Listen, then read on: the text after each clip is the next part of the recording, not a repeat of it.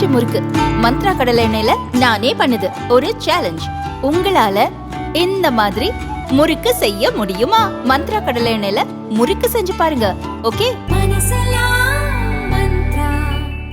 செங்கலை கையில் தூக்கி கொண்டு ஊர் ஊராக சுற்றும் உதயநிதிக்கு பல லட்சம் கற்களால் கட்டப்பட்ட கால்நடை பூங்காவை திறக்க கை வலிக்கிறதா என்று முன்னாள் முதல்வர் எடப்பாடி பழனிசாமி கேள்வி எழுப்பியுள்ளார். உதயநிதியின் செயலுக்கு வரும் தேர்தலில் மக்கள் தக்க பதிலடி கொடுப்பார்கள் என்று இபிஎஸ் சாபம் விட்டார்.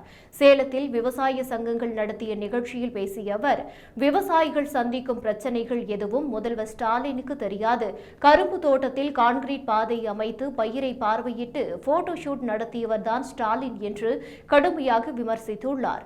மேலும் அவர் தான் பொறாமையில் பேசுவதாக உதயநிதி சொல்கிறார். பொறாமைப்படும் அளவிற்கு எந்த திட்டத்தை திமுக அரசு கொண்டு வந்துள்ளது என்று கேள்வி எழுப்பினர். எந்த திட்டத்தையும் கொண்டு வராமல் மக்களை ஏமாற்றி வருகிறது திமுக என்று குற்றம் சாட்டினார். கடலில் பேனா சின்னம் வைக்க கட்சி பணத்தை செலவு செய்யாமல் 82 கோடி ரூபாய் மக்கள் வரி பணத்தை எதற்கு செலவு செய்ய வேண்டும் என்று விமர்சித்துள்ளார்.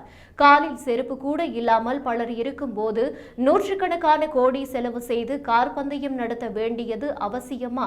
இதற்கு தான் மக்கள் உங்களை ஆட்சியில் அமர்த்தினார்களா என்றோ இபிஎஸ் கேள்வி எழுப்பினார். நேற்று பெய்த மழையில் முளைத்த காளானான உதயநிதிக்கு அடக்கம் தேவை என்று இபிஎஸ் பேசினார். பாஜகவுடன் மறைமுக கூட்டணி வைத்துள்ளது திமுக தான் என்று குற்றம் சாட்டினார்.